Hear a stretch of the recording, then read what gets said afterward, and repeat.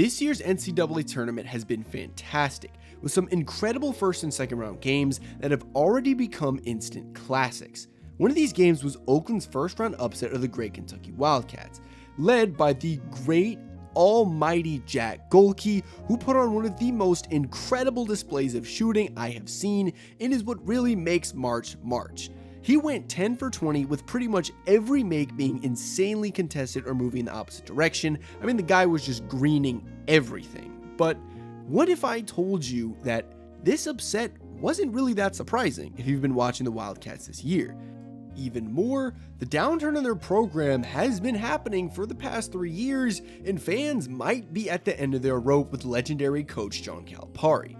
What's up everybody, it's your boy 2KJ, and today we're going to talk about Kentucky's shortcomings in the past 3 seasons and how it might signal a big change in the program moving forward. If you like the March Madness content, make sure to like, comment, subscribe, and let's get to it. First things first, let's talk about Kentucky's postseason success, or lack thereof, in the past 3 years. In the 2021 season, the Wildcats went 9-16 in a rare down year, but rebounded nicely with a 26-8 season, finishing the year 7th in the AP poll. Now, I know a lot of people had them going far as a second seed, facing off against St. Peter's in the first round, but what we didn't know was that St. Peter's was about to go on the Cinderella run of a lifetime, in which they'd defeat Kentucky in overtime, Murray State, and even the Zach Edey-led Purdue Boilermakers before losing to UNC in the Elite Eight. This pretty much was shocking to everybody, as Kentucky was one of the favorites to win the whole thing that year, and it was a pretty disappointing end to a pretty stellar season. Now, putting that in the rearview mirror was a lot more difficult than expected, as the next season would see the same Kentucky team being unranked and crashing out of the SEC tournament in a loss to Vandy.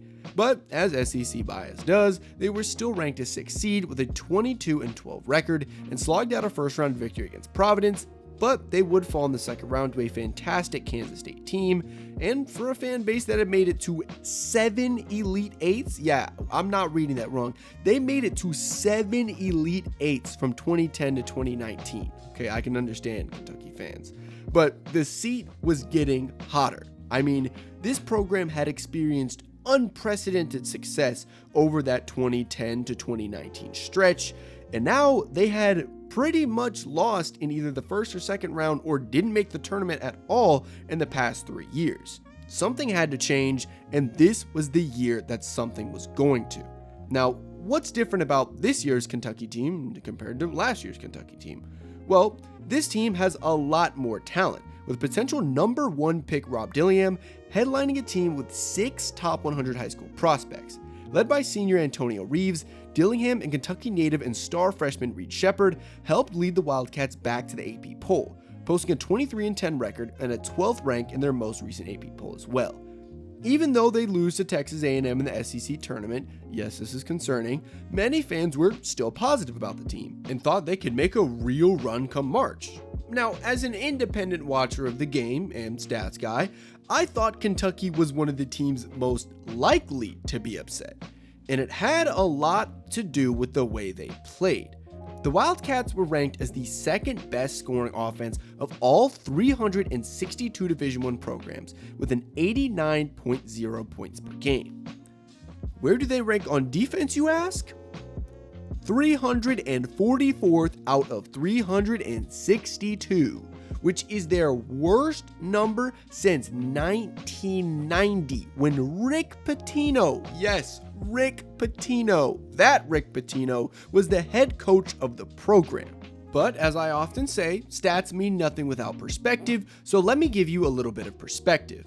San Diego State University, one of the best programs in college basketball right now in the tournament, and one of my favorites to take down UConn, even though they lost to them last year, they are 28th in the country, with 66.2 being their points against per game, which is fantastic. They are one of the best defenses, probably top 2 defense still in the tournament right now, and that's a good reason why they're in the Sweet 16. Kentucky, on the other hand, they allow 79.7 points per game. this team is the definition of a glass cannon. They had an unbelievable scoring offense and a virtually non-existent defense, and hoped they could just outscore their opponents. The problem with this style of gameplay is it means that your margin for error gets smaller and smaller the closer the game gets to crunch time. If you actually watch the game in the crunch time, you could see this exact thing happening. They were missing point-blank dunks, they were turning the ball over, forcing silly shots, and just overall played like a disconnected bunch of players trying to individually will their way to victory without a plan. This is the biggest recipe for disaster in March, as teams that can stick to their game plan and not let the moment get to them tend to do better.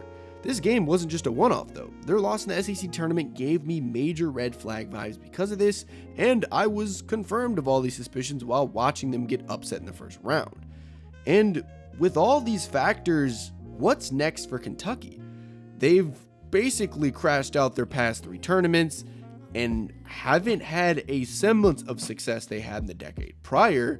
So what happens next? Do they fire Calipari? Does the athletic director share some of the blame? Only time can tell, but I can tell you for certain one thing, that no matter how legendary of a coach you are in college sports, if you upset those boosters and they want you out, money is no obstacle. Take it easy, and I'll catch you next time.